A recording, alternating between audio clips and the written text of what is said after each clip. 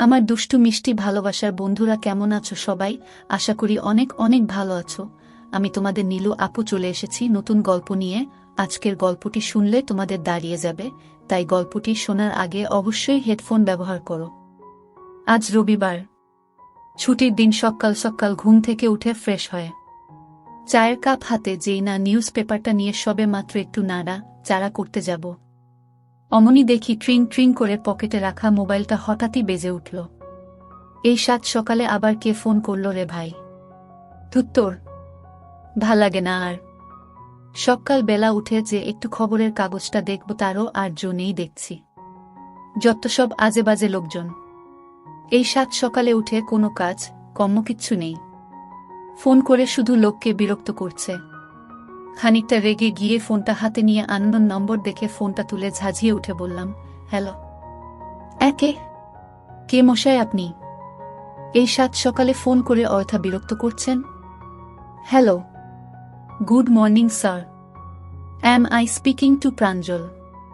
Me Pranjal Bagchi. অপর প্রান্ত ততলি শান্তভাবে জবাব দিল, ইয়েস স্পিকিং। Whose this? আমিও এবার একটু শান্ত হয়ে জবাব দিলাম, good morning Mr Bagchi, myself Diganta. Diganta Dutta. আব্বে খেলোয়াড় দিগন্ত, তোর কি কোনো কাম কাজ নেই? সকাল সকাল ফোন করে। একে তো কানে মাথা খাচ্ছিস, তার উপর আবার ফর্মালিটি দেখাচ্ছিস।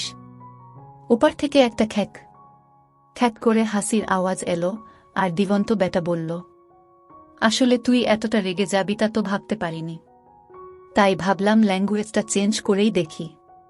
তোর রাগটা যদি একটু পড়ে। আরে বল, কেমন আছিস? কলেজের রিইউনিয়নের পর তো তোর আর কোনো পাত্তাই নেই ভাই। এখন কোথায় আছিস? কি করছিস? যে অফিসে ছিলিস সেখানেই সেটেলড নাকি আবার অন্য কোথাও টয়েন করলি নাকি? পরের পর প্রশ্ন করতে থাকলাম আমি ওকে। আরে তুই তো আমার ওপর একেবারে প্রশ্নের বুলডোজার চালিয়ে গেলি। আমি ভালো আছি, আর তুই? মুচকি হেসে জবাব দিল দিগন্ত, আমিও একদম বিন্দাস আছি। আমি বললাম, আজকে তো তোর ছুটি, তা বাড়িতে বসে বসে করছিসটা কি? চল না একটু বসি কোথাও, বেশ জমিয়ে আড্ডা দেওয়া যাবে কি বল? ও আদমোড়া ভাঙতে ভাঙতে জিজ্ঞেস করল, হ্যাঁ, তাহলে এসপ্ল্যানেডে যে রেস্টুরেন্টটায় আমরা বসে আড্ডা মারতাম না, সেখানেই চলে আয় 12টার মধ্যে। ঠিক আছে, আজ তাহলে মিশন এসপ্ল্যানেড, ঠিক দুপুর 1-2টায়। আমি টেবিল বুক করে দিয়ে নম্বরটা তোকে টেক্সটও করে দিচ্ছি। ঠিক আছে, করে দে। ওকে, রাখি তাহলে। হ্যাঁ হ্যাঁ, রাখো। রেস্টুরেন্টে ঢুকে দেখলাম নির্দিষ্ট টেবিলের সামনে, গিয়ে দেখি এখনও এসে পৌঁছেনি দিগন্ত। ওর বয়সটা কতই বা আর হবে? হয়তো আমারই মতো হবে, বছর 34। আমাদের বন্ধু মহলের সব থেকে সুন্দর দেখতে বোধহয় ওই ছিল। যেমন ফর্সা তেমন লম্বা, আবার তেমনি জিম করে পেটানো নির্মেদ একটা চেহারা, আর হাইটটাও খারাপ নয়, 6 ফুটের মতো। মেয়ে মহলে ওর দারুণ কদর, একেবারে অ্যাটিটিউড। ওর কিন্তু কলেজের মেয়েদের দিকে খুব একটা বেশি আকর্ষণ ছিল না। বৌদি থেকে এয়ার হস্টেস কাউকে বাদ দিত না ও। এরা সবাই নাকি ছিল ওর ক্লায়েন্ট। কলেজে পড়তে পড়তেই এটাই ওর পার্ট টাইম জব ছিল। বলতে গেলে পাক্কা মেল জিগোলোতে পরিণত হয়েছিল ও। কিন্তু ওই যে কথায় বলে না, অল্প বয়সে পাকলে ওইটা তার দুঃখ চিরকাল।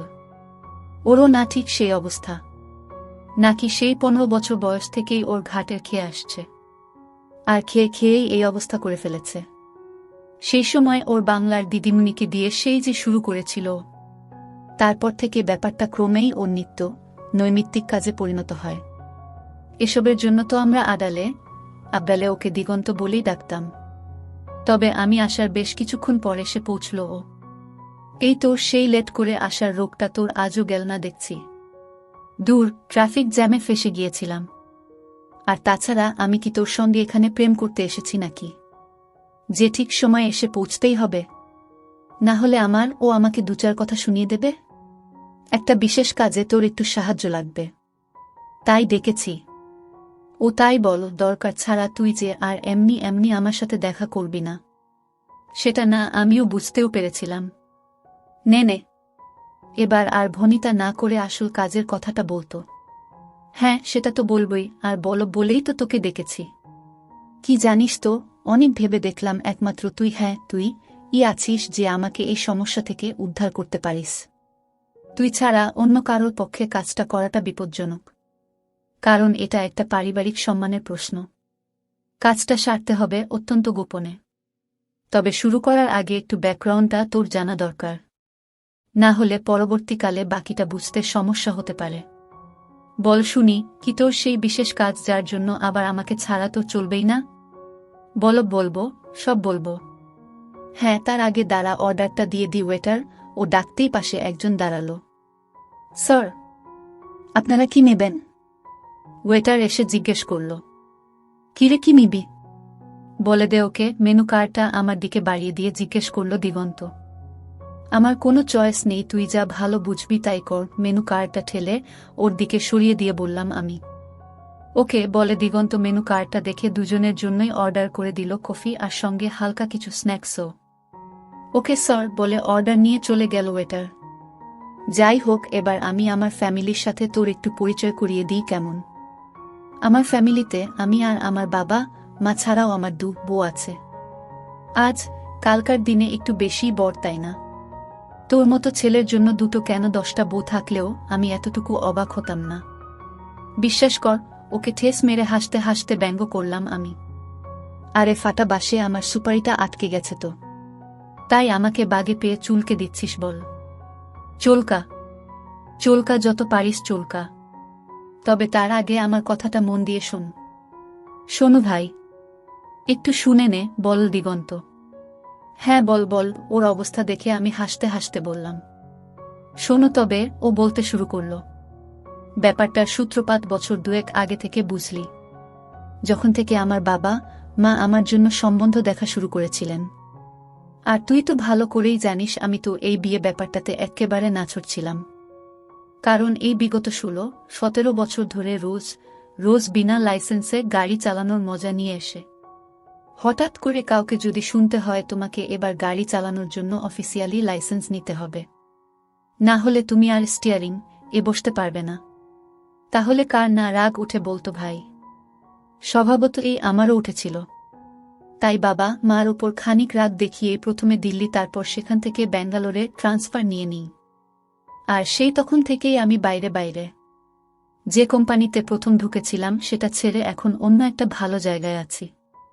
এই বছর খানেক আগে বাবার অসুস্থতার খবর পেয়ে ছুটি নিয়ে বাড়ি আসি। এসে দেখি বাবা আমার বহাল তবিয়তে আছেন। বুঝলাম বাবার অসুস্থতার ভুজো খবর পাঠিয়ে আমাকে ডেকে এনে বিয়ের পিঁড়িতে বসানোর এক উৎকৃষ্ট প্রচেষ্টা। এরই ফাঁকে দেখি আমাদের খাবার চলে এসেছে। টাক মুখ চালাতে চালাতে জিজ্ঞেস করলাম, তারপর তুই কি করলি? কি আবার? সিন ক্রিয়েট করার হালকা একটা চেষ্টা চালিয়েছিলাম বটে, কিন্তু তাতে কোনো লাভ হলো না বুঝলি। কারণটা হচ্ছে আমার পরিবারের সবাই এ ব্যাপারে আমার একেবারে বিরুদ্ধে চলে গিয়েছিল। একজনকেও আমার পাশে পেলাম না, যে কিনা আমার পাশে দাঁড়িয়ে আমার ফলে কথা বলবে। তারপর সেই সময় আবার কলকাতায় আসার একদিন পরেই সকাল ঘুম চোখ খুলেই যদি বাবার কাছে কাউকে ঝাঁট খেতে হয়, তাহলে কারই না মেজাজটা খিচড়ে যায় বল? তুই ঝাঁট খেলি? শেষ পর্যন্ত তুই তাহলে তোর বাবার ঝাঁট খেলি? হ্যাঁ, তা কি নিয়ে ঝাঁটটা খেলি? একটু শুনি। জানিসই তো যে আমার বাবা একটু রাশভারী গোছের, আর তাই বাবাকে আমরা একটু সমঝেই চলি। সেদিন সকালবেলা ঘুম চোখ খুলে ফ্রেশ হয়ে বাজারের ব্যাগটা নিয়ে যেই বেরোতে যাব, অমনি পড়বি তো পর একেবারে বাঘের মুখে। কোথায় চললে? বাবা, বাজারে যাচ্ছ যখন যাও কিন্তু একটু তাড়াতাড়ি ফেরার চেষ্টা করো। কেন বাবা? তোমার সাথে আমার একটু জরুরি কথা ছিল। ঠিক আছে বাবা। যাই হোক, সেদিন বাজার থেকে তো ফিরলাম, তারপর ব্রেকফাস্টটা শেষ করে সবে উঠতে যাব। এই সময় বাবা হঠাৎ বলে উঠলেন, বসো, তোমার সাথে কথা আছে। কি কথা বাবা? শোনো তবে, বাউন্ডুলেপনা ছেড়ে তোমাকে এবারে সেটল করতেই হবে, আর সেটা করতে হবে এবছরেই। সেজন্যই আজ বিকেলে তোমার জন্য আমরা মেয়ে দেখতে যাচ্ছি। পছন্দ হলে আজই সবকিছু ফাইনাল করে তবেই ফিরব। আর তাই তোমাকেও যেতে হবে আমাদের সঙ্গে। আমি তো আকাশ থেকে পড়লাম, মানে আমার কি ইচ্ছে বা অনিচ্ছের কোনো দাম নেই না তোমাদের কাছে? বললামই তো আমার একটু সময় চাই এটা নিয়ে ভাবনা চিন্তা করার জন্য। ওহ সরি, ওই সময়টুকুই যা এই মুহূর্তে দেওয়া যাচ্ছে না তোমাকে। আমাদেরও তো বয়স হয়েছে নাকি। আর বিষয়টা তো নতুন কিছু নয়, অনেক দিন ধরেই চলছে। বিগত বেশ কয়েক বছর যাবৎ এটা নিয়ে তুমি আমাদের ঝুলিয়ে যাচ্ছ। আজ যাব, কাল যাব করে অনেক টালবাহানা করেছ। আর নয়, এর মধ্যেই তুমি আমাদের অনেক মুখ পুড়িয়েছ বাবা। অনেকটা সময় তোমাকে দেওয়া হয়েছে, আর নয়, আমরা সবাই যাচ্ছি। তাই আজ তোমাকেও যেতে হবে ব্যাস। ঠিক আছে। সেদিন দুপুর 3টে বাজতে না বাজতেই দেখি আমার কাকু, কাকিমা, আমার পিসি, ছোট মামা, ছোট মামি, আমার মাসি, মেসোরাও এসে গেছেন। আর সঙ্গে লেজুর হয়ে আমার মামাতো ভাই দুটো এসেছে। তাদের সাথে গোদের উপর 20 ফোঁড়া আমার খুঁড়তুতো বোনটাও এসে হাজির। বা তোকেও আবার হুমকি শুনতে হয় না কি? আমি ইয়ার্কি মেরে বললাম। বলছি না। ঠাট্টা করবি পরে, শোন না আগে। হ্যাঁ বল বল। আজই মেয়ে দেখতে যেতে হবে শুনেই না আমার পা থেকে মাথা পর্যন্ত পুরো আগুন জ্বলে গেল। আচ্ছা বলতো, আমার এই সুদীর্ঘ এত বছরের স্বাধীনতাটা হঠাৎই যদি বউ নামক কোনো একজনের দুপায়ে ফাঁকে সারা জীবনের জন্য বন্দী হয়ে পড়ে, তখন কারই বা ভালো লাগে? তাই খানিক অনিচ্ছাকৃতই সেদিন বাবা, মা আর পরিবারের অন্যান্যদের সঙ্গী হয়ে ফুল ব্যাটালিয়ন নিয়ে গেলাম মেয়ে দেখতে তাদের বাড়িতে। কলিং বেল বাজাতেই 30-এর যুবতী সুন্দরী এক ভদ্র মহিলা ভেতর থেকে দরজা খুলে হাসি মুখে আমাদের সব্বাইকে এক উষ্ণ অভ্যর্থনা জানালেন। আরে আসুন আসুন, কি সৌভাগ্য আমার। পরিমল বাবুর সাথে আমার ফোনে কথা হয়েছিল আগেই। নমস্কার, আমি পরিমল দত্ত, বাবা বললেন। নমস্কার, আমি মীনাক্ষী সরকার। আসুন আসুন, আপনারা আসুন সবাই আমার সাথে। বলতে বলতে উনি আমাদের সবাইকে ড্রয়িং রুমে নিয়ে এলেন। বসুন সবাই এখানে। আসলে ছোট বাড়ি তো বুঝতেই পারছেন। বাড়ি ছোট তো কি হয়েছে? বাহ কি সুন্দর, বেশ সাজানো গোছানো, আমার তো দেখে বেশ পছন্দই হয়েছে, আমার মা বললেন। বাড়িটা সত্যিই বেশ সাজানো গোছানো বুঝলি। আমার বাবা ওনার সঙ্গে আমার পরিবারের সকলকে আলাপ করিয়ে দিলেন। আচ্ছা আপনারা একটু বসুন, বুঝলেন, আমি আবার ওদিকটা একটু দেখে আসি। আসলে আমি একা মানুষ তো, বুঝতেই পারছেন, সবকিছু আমাকে একা হাতেই সামলাতে হয়। ওদের বাবা থাকলে তো আর কোনো অসুবিধেই ছিল না। 3 বছর আগে উনি আচমকা চলে যেতেই সব দায়িত্ব এসে পড়ল আমার ঘাড়ে। তবে হ্যাঁ, যদিও মেয়েরা আমার খুবই ভালো, খুব বাধ্য বটে। আমার সুখ সুবিধের উপর সর্বদা বেশ কড়া নজর ওদের। তবু আমি তো মা, ওদের জন্য চিন্তা তো একটা হয়েই, তাই না? একটু বসুন আপনারা, আমি এক্ষুনি আসছি বলেই উনি ভেতরে চলে গেলেন। ওদের বাড়িতে ঢুকেই না আমার মনের মধ্যে কেন জানি না একটা চাপা টেনশন হচ্ছিল। এখানে ঢোকার পর থেকেই হাতে পায়ে আমার কেমন যেন একটা আড়ষ্ট ভাব। আমি না পুরো যেন একটা জ্যান্ত মূর্তির মতো বসে আছি, একেবারে নরম চরণ। আর আমার এই অবস্থা দেখে আমার ভাই বোনগুলো আমাকে নিয়ে হাসাহাসি করছে। তোরই মতো যা তা বলছে। খানিক বাদে দেখলাম ভদ্রমহিলা ফেরত এলেন সঙ্গে অপূর্ব সুন্দরী দুটো মেয়েকে নিয়ে। লাল টুকটুকে একটা শাড়ি আর হালকা কিছু গয়না পরে মাঝখানে দাঁড়িয়েছিল একজন, তার বাপাশেই আর একজন যমজ ভদ্রমহিলা তার অন্য পাশে। মেয়ে দুটো যেমন ফর্সা, তাদের গায়ের রং তেমনি যেমন হরিণের মতো টানা টানা চোখ, তেমন চোখা নাক আর মানানসই। মনে হয় এক্ষুনি র্যাম্পে নামিয়ে দিলে সঙ্গে সঙ্গে শো স্টপার হয়ে যাবে। বয়স আন্দাজ 24 কি 25 হবে বোধ হয়। আর সঙ্গে মিসেস সরকারও, আর বাকি দুজনের হাতে চা জলখাবারের ট্রে। দাদাভাই, তোর তো পুরো লটারি লেগে গেল রে। আমার কাঁধে ধাক্কা মেরে হাসতে হাসতে আমার বোনটা হঠাৎ ফিসফিসিয়ে উঠল। এই চুপ কর তুই, এখান থেকে বেরিয়ে না, খুব মার খাবি আমার হাতে। দাঁড়া, আগে ভালো করে দেখতে দে। চোখ পাকিয়ে ওকে ধমক দিয়ে বললাম আমি। ওরে মুখটা বন্ধ কর রে দাদাভাই, না হলে মুখে না মাছি ঢুকে যাবে। এই তুই চুপ করবি, ওরে আর বেশি দেখিস না। বেশি দেখলে না চোখ খারাপ হয়ে যাবে রে। চুপ চুপ, একদম চুপ। ওরে শুভ দৃষ্টিটার জন্য তো কিছু বাঁচিয়ে রাখ। আমি ওদের দিকে তাকিয়ে অল্প অল্প হাসতে হাসতে সবার অলক্ষ্যে কাকন মানে আমার বোনের থাইতে একটা হালকা চাপড় মেরে বললাম, তুই আপাতত একটু চুপ কর প্লিজ, তোকে আমি পরে দেখছি। এদিকে ওনারা হাসি মুখে ট্রেগুলো আমাদের সামনের সেন্টার টেবিলটায় নামিয়ে রেখে বললেন, নিন আপনারা একটু। যত সামান্য আয়োজন আর কি।